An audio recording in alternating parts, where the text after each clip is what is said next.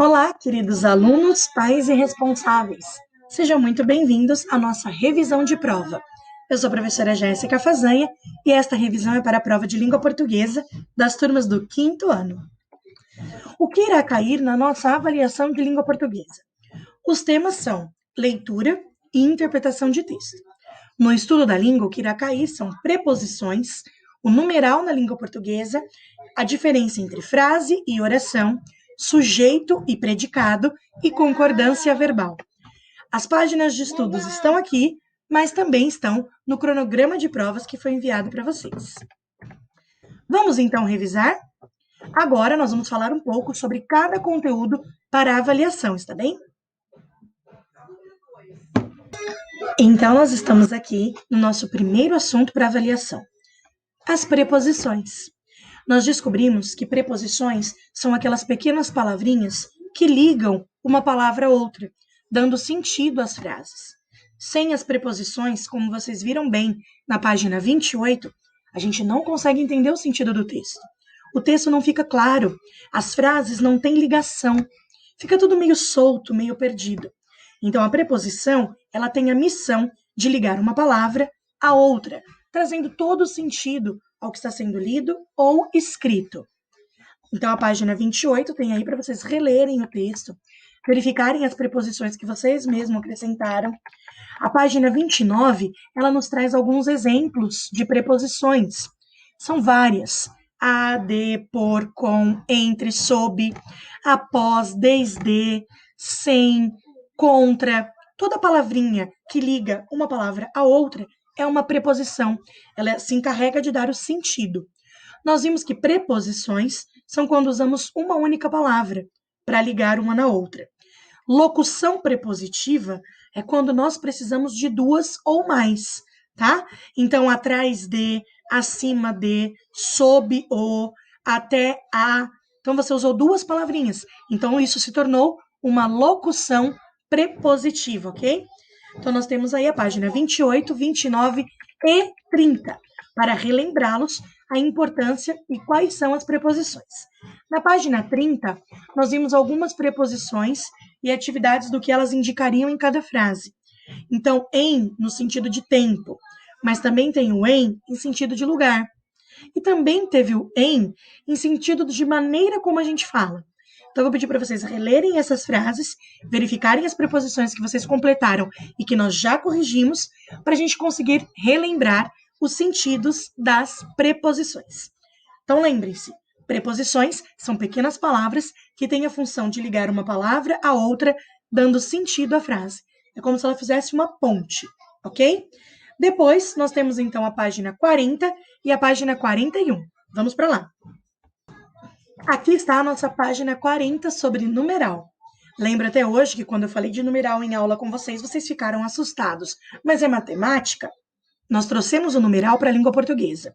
Quando falamos de números com a escrita, né, das palavras, a escrita dos números, nós falamos de numeral na língua portuguesa. É quando nós escrevemos por extenso. Então, vou pedir para que vocês olhem novamente a página 40, verifiquem os exercícios sobre a capa do livro, né? Usou bastante numerais.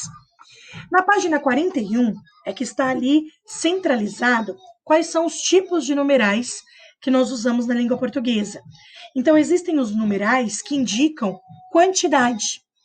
São chamados de cardinais, ok? Eles indicam quantidade. Por exemplo, eu tenho um livro, eu tenho 2 gibis. Então, quando indicam uma quantidade, nós chamamos de cardinais. Quando eles indicam uma ordem, primeiro, segundo, terceiro lugar, eu cheguei primeiro, isso indica ordem. Então, nós chamamos de numerais ordinais. Os que indicam uma multiplicação, o dobro, o triplo, o quádruplo, eu tenho 3 vezes mais, nós estamos falando de numerais multiplicativos. E, por fim, quando a gente quer indicar uma parte ou uma fração, meio, 1/3, 1/4, eu quero metade, nós estamos falando de numerais fracionários, ok? Então, é preciso que vocês releiam, estudem e tentem memorizar quais são os 4 tipos de numerais que nós estudamos na língua portuguesa, ok? E aí, nós temos também a página 42, que fala... Ela se encarrega de sintetizar a diferença dos numerais da língua portuguesa e dos algarismos que vocês utilizam em matemática. Então, os numerais é quando nós escrevemos as palavras, é quando nós chamamos de escrita por extenso. Você escreve toda a palavra que representa o algarismo. E os algarismos são os números propriamente ditos, quando você escreve o próprio número, ok? Então, leiam a página 42 com atenção, identifiquem quando a gente fala de numeral, o que isso significa, e quando falamos de algarismo, o que isso significa. E vocês estarão preparados, principalmente, para a próxima vida letiva de vocês. Agora, as próximas páginas de estudos são a 51 e a 52, e nós vamos para lá. O nosso próximo assunto está na página 51, é sobre frase e oração. Nós estudamos que frase e oração são coisas diferentes. Nós vimos que frase é quando ela é simples, quando ela não tem um sentido completo e principalmente quando não tem um verbo.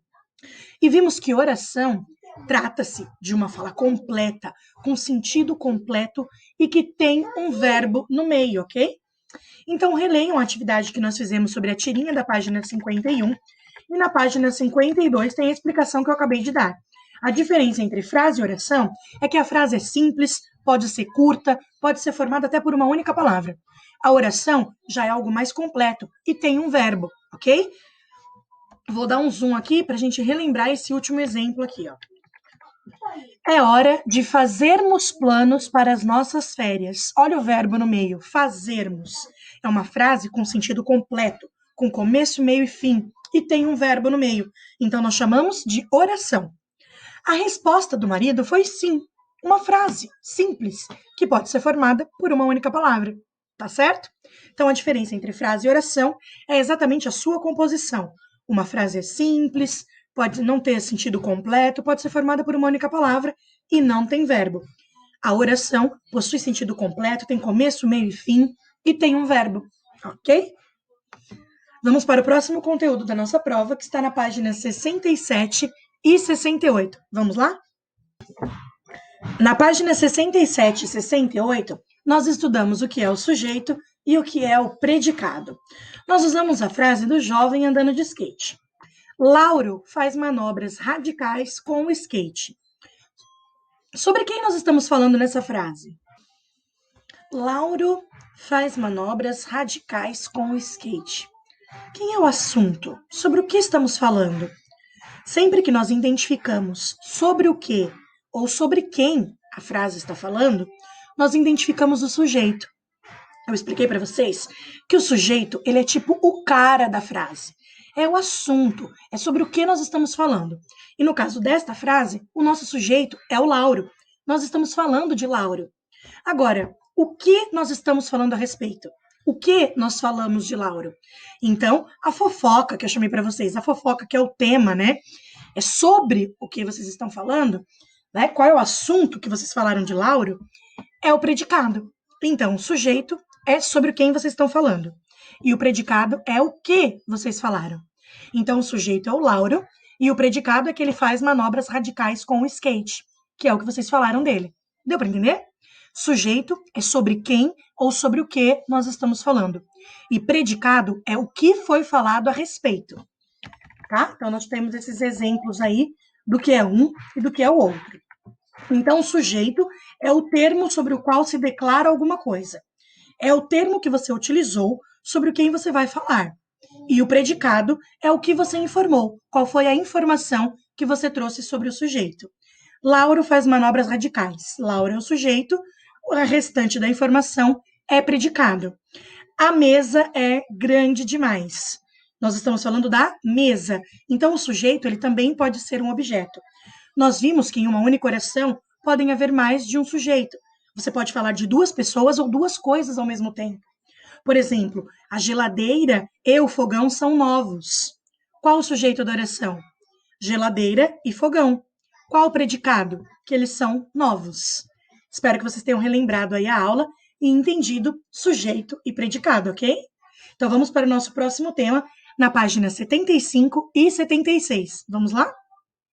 Página 75 e 76. Concordância verbal. A concordância verbal é a sonoridade da nossa língua portuguesa. Como eu falei para vocês anteriormente, a língua portuguesa é como uma música. Ela tem som, ela tem ritmo e ela tem combinações. E esse ritmo se dá graças às concordâncias. A concordância verbal ela é muito importante para que a sua frase seja dita e escrita corretamente. O aluno apresenta sua pesquisa para a professora.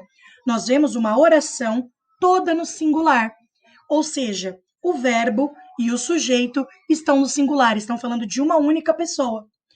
Na oração B, nós já estamos falando no plural. Os alunos apresentam sua pesquisa para a professora. Isso significa que a concordância verbal é quando o verbo concorda com o sujeito. O verbo, ele precisa concordar com o sujeito. Se o sujeito da oração está no singular, ou seja, falando de uma coisa ou de uma pessoa só, o verbo também tem que estar no singular. Se o seu sujeito está no plural, ou seja, você está falando de mais de uma pessoa e mais de um objeto, dois ou mais, o seu verbo também precisa estar no plural. Essa é a concordância verbal. É a combinação. É quando um segue o outro e eles concordam entre si. Ok? Uma outra coisa importante que nós aprendemos nesta aula foi localizar o núcleo do sujeito. Por exemplo, o sujeito é o aluno. E qual é o núcleo?